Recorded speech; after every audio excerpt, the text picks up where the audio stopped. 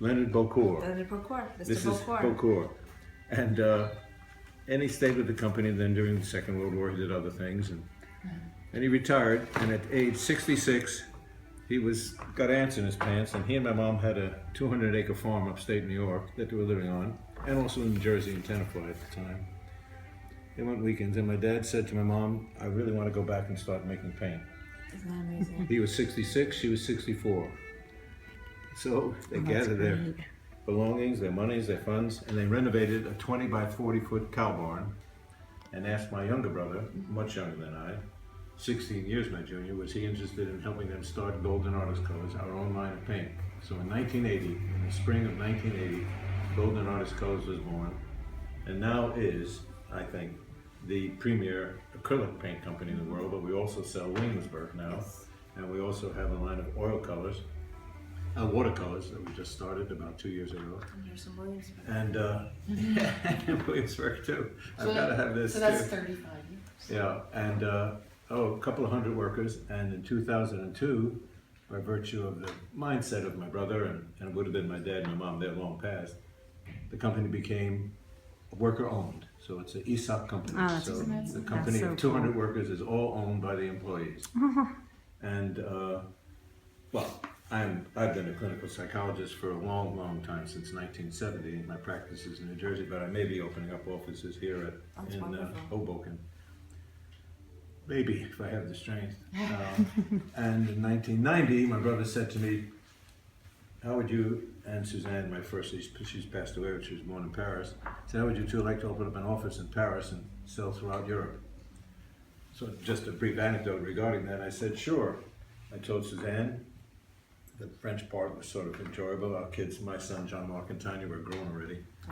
And we figured out our numbers of debt in Tenafly, New Jersey, and what it would cost to have an office in Paris and a car and traveling back and forth. And I told my brother Mark at the time, I said, "Mark, I'd love to do it, but we'll bankrupt the company if you hire me tomorrow." So, but I did. I did it for 7, 8 days, some days 9 days.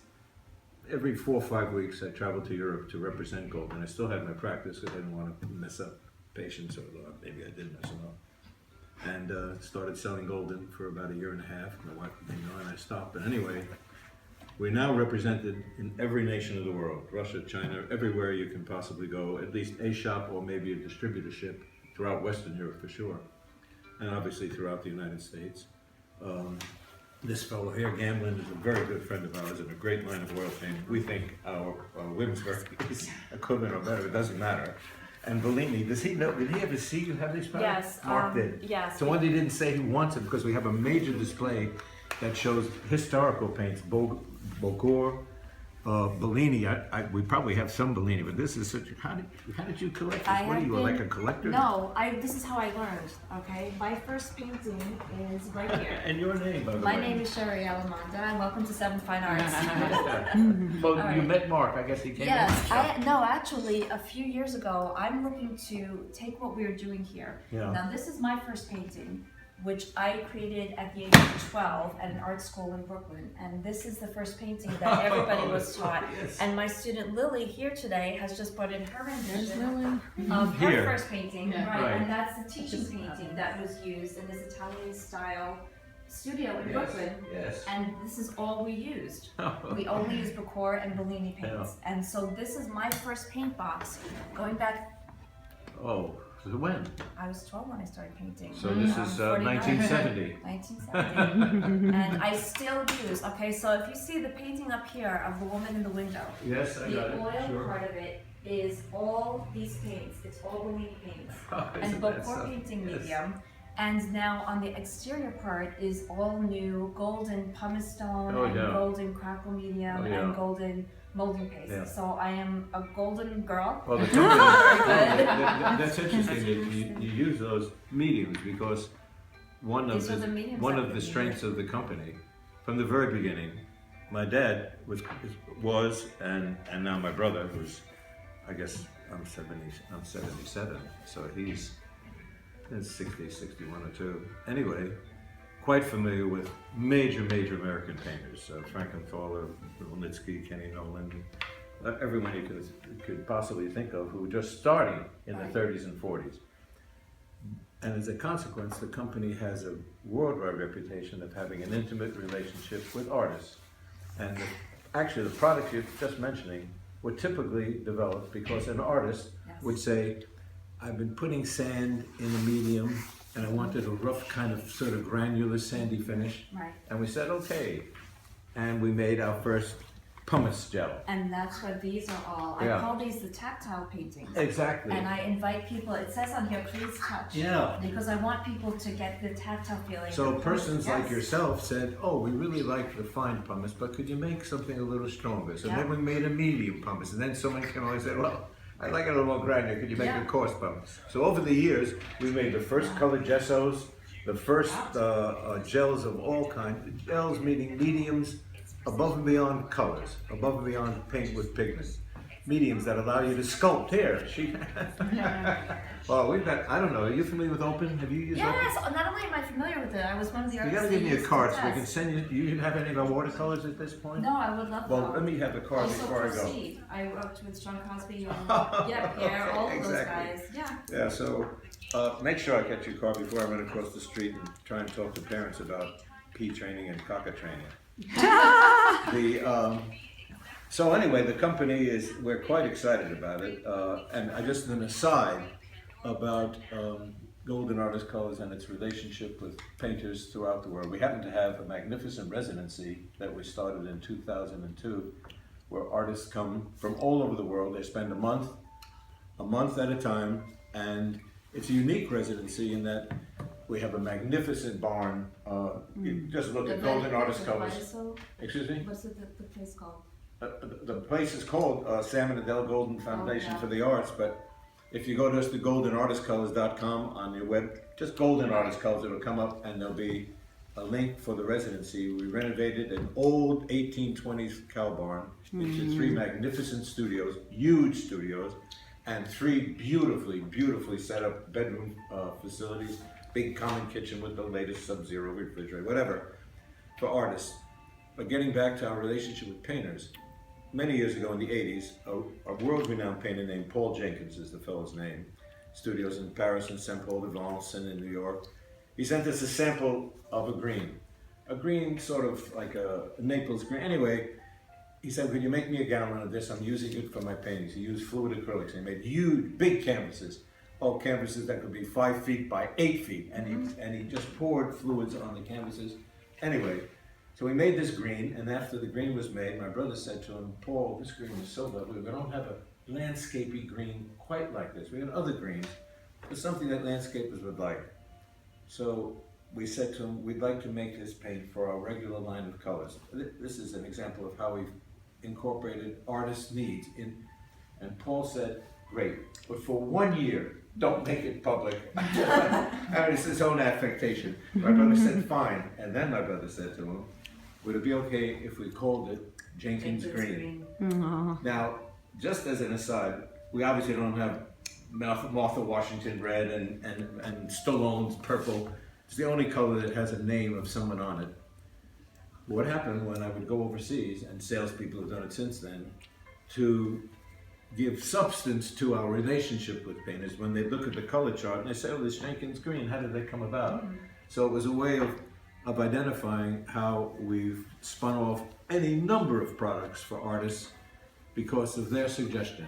So Jenkins Green is one of our, it's a big selling green color. That's a great story. It's a great story of the company. Obviously it was family owned until it became a workers owned company. And we have about 200 persons who work there. It's on about 180 acres of farmland. It's just all that's around. Oh, you have been Yes, there? You've I been to have. the factory? Years ago, about 10 years ago, Yeah. my goal has been to take what I'm doing, and on this wall over here, if you see the portrait on top, she's 10. Her. Yes. the Right. blonde Oh portrait, yeah, I she's see it, 10. yeah. So my goal has been, for the last 10 years, to try to take what I'm doing here and get this into a television show. Yes. That we could get out into, because there's nothing about art on TV. After No, Bob Ross, No, Bob Ross. there's nothing. No, And there I'm- isn't anything. Yeah, and I'm having this wonderful experience with these students, and now we have this great space. Yeah, a lovely So space. I came to speak to Mark about a program, and I've got the pitch done, I've got everything done, Yes. and we were talking to Golden about potentially sponsoring it Yes. to help us to get this So going. it went to a conversation It and went to sort a of, conversation, and then it ended up going down the tubes. Yeah. I was a single parent, Right. took a day job, and then 3 years ago, after the hurricane, was married that weekend. The Right. company I worked for washed away. I was vice president, right, and my husband said to me, "Why don't you go back to doing what you love?" Right.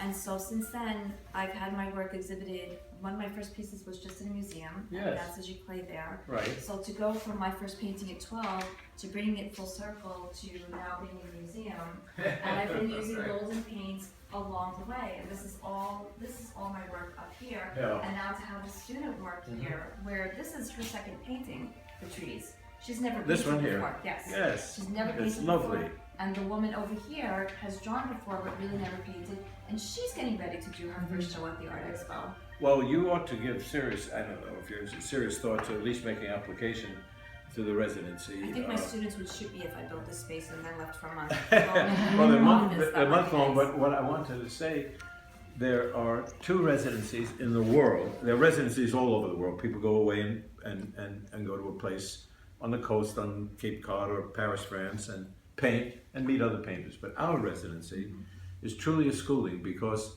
the factory of Golden Artist Colors, where the products are made, is about 150 yards from the residency. Yes. So when residents come, their first 4, 5, 6 days, they're literally at the factory working with the chemists who make Oh, that's paint, great. That's great. seeing how paint is made, and able to then, they typically come with a project that of some idea of a color or a medium or a finish that they've always wanted, and we make it. I have it. Okay. I know what I want. I know what I No, we want. make I know it. what I So want. the idea of persons who apply, we ask them very specifically, if you come to the Golden Artist Residency, one of the, not demands, but requirements is, you're just not here to paint, but you're here to possibly experiment and come up with That's products, amazing. not that we would incorporate, but that you want.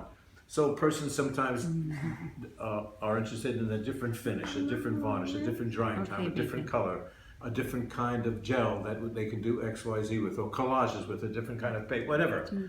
And so Golden Artist Colors Residency is truly an educational experience. You just don't stay in your studio and paint. The only other company in the world that has something, but it's for sculptors, is the company that's world famous for toilets and bathtubs, Kohler. Cool. The Kohler company out in the Midwest has a huge, it's mile-long factory and huge urns, and their sculptors come to learn how to make porcelain, how to make the materials that sculptors might want to use. So Kohler is the one company in the world that has an artist residency, but for sculptors. And Golden Artist Colors has a residency for oil painters, acrylic painters. Now we have 2 persons there, or they just finished, who were basically photographers, but use their photography, the photographs, and then refinish them. They do stuff, okay? Yeah. Yeah. That's it. I said they do stuff, and I'm not making jest of what they do, is because one of the wondrous things, and you're one of the persons, and you all too, every time a new resident comes, I've said it to them, I frequently I have a farm about 2 miles away from the factory that I've had since the 70s. I usually have the artists, the 3 of them, 3 at a time, come to my house for a dinner. And I'm always commenting to them that I thought I saw the last stuff, the last different, the Yeah. last, it's not that things aren't, I mean, all these things obviously have a connection. It isn't just the colors or forms or whether it's abstract or realistic or semi, is that artists are constantly generating something, oh, sure, I didn't see that. It's the how come of it, I marvel at. Marvel. We're all fortunate that artists exist, because without them our world would be absolutely flat and dull. And the greatest part is, and you're a good example of it, artists don't have any choice. Yes. Artists don't become plumbers. They don't have to sell a painting ever. They're like, they've had it. Yeah. They don't have to sell, and they just paint. And when they finish painting that, they put it aside. It's the process for artists that's the main piece. The end result you like. And soon enough, it's aside. I've gone to get studios of artists that are looking either to get something or, not given painting. And I'll see a rack. I'll be going through the rack, and the guy or the woman would say, why are you going through that? This is what I'm doing. I said, that's okay.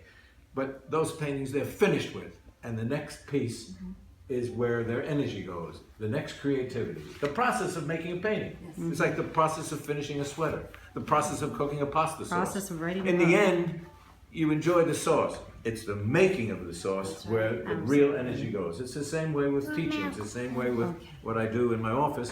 Yeah, I don't know if I cured anyone in 45 years, but it's the relationship and what's going on, you know, when you're seeing someone that really is the exciting that keeps you going. Okay?